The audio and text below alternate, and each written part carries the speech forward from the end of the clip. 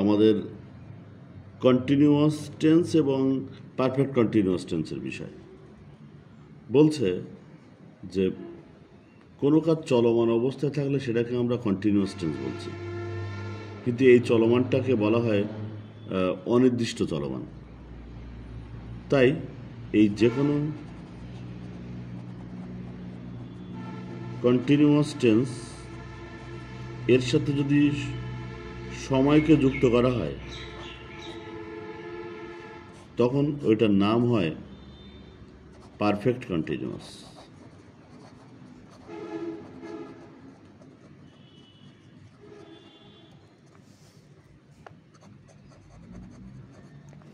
যদি সেটা প্রেজেন্ট কন্টিনিউয়াসের সাথে আমরা যুক্ত করি, present continuous tense plus time, এরকম দিলে হবে প্রেজেন্ট পারফেক্ট কন্টিনিউয়াস টেন্স। ঠিক তেমনি পাস্ট কন্টিনিউয়াস টেন্সের সাথে যদি টাইম উল্লেখ করা হয় তাহলে সেটা হবে past perfect continuous tense. Future continuous টেন্সের সাথে সময় যোগ করলে আমরা সেটা পাবো ফিউচার পারফেক্ট কন্টিনিউয়াস টেন্স। যেমন উই আর রিডিং, এটা কিন্তু প্রেজেন্ট কন্টিনিউয়াস টেন্স, কাজটা কিন্তু চলমান আছে এবং নির্দিষ্ট না অনির্দিষ্ট, এটা কিন্তু অনির্দিষ্ট। তাই এটাকে আমরা প্রেজেন্ট কন্টিনিউয়াস টেন্স বলছি। কিন্তু এর সাথে যদি সময় যোগ করি, ধরো 7টা থেকে পড়িতেছি, এখন বাজে 8টা, আমি এর সাথে বললাম যে 7টা থেকে এর সাথে এইটা যুক্ত করলাম, তাহলে কি দাঁড়াবে? We have been reading since 7 AM বা 7 o'clock, 7টা থেকে। এখন বাজে কয়টা? এখন বাজে মনে করো 8টা, 8 AM। পড়া শুরু করেছি কটায়? 7টায়। তাহলে 7টা থেকে 8টায়, এখন তো আমরা 8টার সময় এসে বলছি যে 7টা থেকে পড়িতেছি, তাহলে কতক্ষণ ধরে পড়িতেছি? 1 ঘন্টা না? এটা হচ্ছে অ্যান আওয়ার।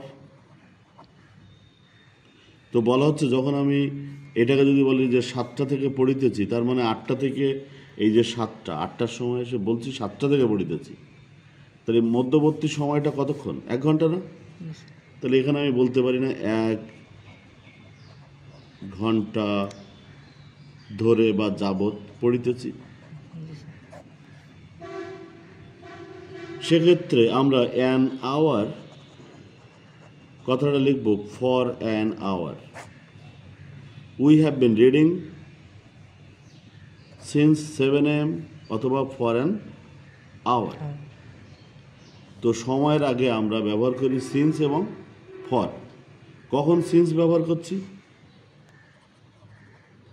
সিন্স ব্যবহৃত হবে শুরুর সময় যদি উল্লেখ করা হয়। কাজটা শুরু করেছিলাম 7টায়, এই যে 7টা থেকে, তাই 7 AM এর আগে কিন্তু আমি বসিয়েছি সিন্স এবং এইটা শুরুর সময়, তাহলে এখানেই হবে সিন্স। আর শুরু থেকে বলার মধ্যবর্তী সময় বসবে ফর। ফর সমান বলা হচ্ছে শুরু থেকে বলার মধ্যবর্তী সময়। যেমন অ্যান আওয়ার, 7টায় শুরু করা, 8টার সময় বলছি আমি, এর মাঝখানের সময়টা কিন্তু 1 ঘন্টা, তাই এর আগে বসাবো কি? ফর। তাহলে কখন সিন্স বসে আর কখন ফর বসে? যখন শুরুর সময় উল্লেখ থাকবে তখন সিন্স, আর শুরু থেকে বলার মাঝখানের সময়টাকে আমরা বলবো ফর। এটাকে আমরা বলি যে শুরুর সময়টাকে বলি পয়েন্ট অফ টাইম,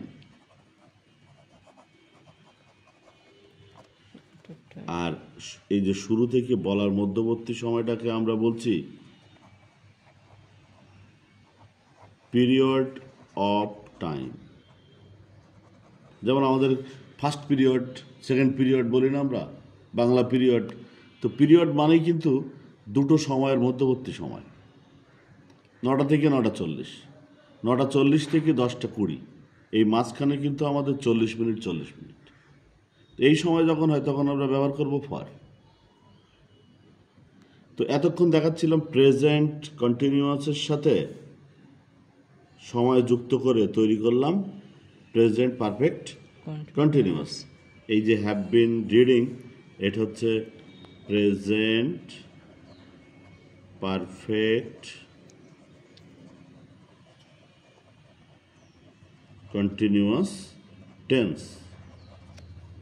তাই না? তো যদি এইভাবে আমরা পাস্টে ব্যবহার করি তাহলে কি দাঁড়াবে? উই ওয়ার রিডিং, এর সাথে যদি আমি যুক্ত করি ফর অ্যান আওয়ার অথবা সিন্স 7 AM, এটা দাঁড়াবে তখন we had been reading for an hour অথবা সিন্স 7 AM। ছিল এটা we are reading past continuous tense. যখন আমরা এটা সময় যুক্ত করলাম হয়ে গেল পাস্ট পারফেক্ট কন্টিনিউয়াস টেন্স। একইভাবে যদি বলি উই শ্যাল বি রিডিং, এর সাথে যদি যুক্ত করা হয় ফর অ্যান আওয়ার অথবা since 7 AM, we shall be reading এটা ফিউচার কন্টিনিউয়াস টেন্স। এখান থেকে সময় যুক্ত হওয়ার কারণে এটা দাঁড়াবে we shall have been reading